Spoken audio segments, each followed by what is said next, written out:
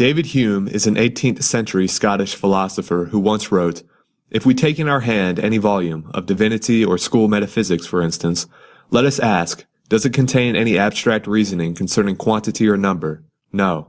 Does it contain any experimental reasoning concerning matter of fact and existence? No. Commit it then to the flames, for it can contain nothing but sophistry and illusion." In this two-part series, we will examine David Hume's treatise titled An Enquiry Concerning Human Understanding. In this first lecture, we will discuss Hume's empirical epistemology and the problem of induction. In the second lecture, we will explore the consequences of Hume's theory of knowledge. In the beginning of the treatise, Hume asserts that experience is the origin of all ideas. Even the ideas of fantastical creatures such as unicorns have their origin in past experiences. We simply combine the two previous ideas of a horse and a horn to form the new idea of a unicorn. However, if we accept that all knowledge is derived from experience, then we encounter a difficulty known as the problem of induction. Inductive reasoning is when we make a series of observations and then infer conclusions based on those observations. For example, when we observe that an apple which we are holding falls to the ground when we let go of it, we conclude that the next time we let go of an apple, it will fall to the ground too. We presume that the future will behave like the past. But are we justified in making this presumption?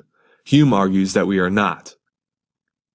The inference is not intuitive, neither is it demonstrative. Of what nature is it then?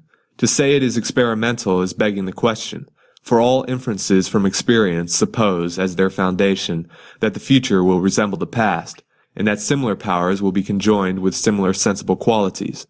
If there be any suspicion that the course of nature may change, and that the past may be no rule for the future, all experience becomes useless, and can give rise to no inference or conclusion. It is impossible, therefore, that any arguments from experience can prove this resemblance of the past to the future, since all these arguments are founded on the supposition of that resemblance. Let the course of things be allowed hitherto ever so regular, that alone, without some new argument or inference, proves not that for the future it will continue so.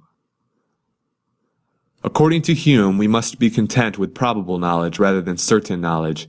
Though we make countless observations of apples falling to the ground, we are only justified in concluding that it is highly probable that apples will fall to the ground in the future, for it implies no contradiction that the course of nature may change. In the second part of this lecture, we will explore the consequences of Hume's conclusions. Specifically, we will address questions concerning the mind-body division, miracles, and God.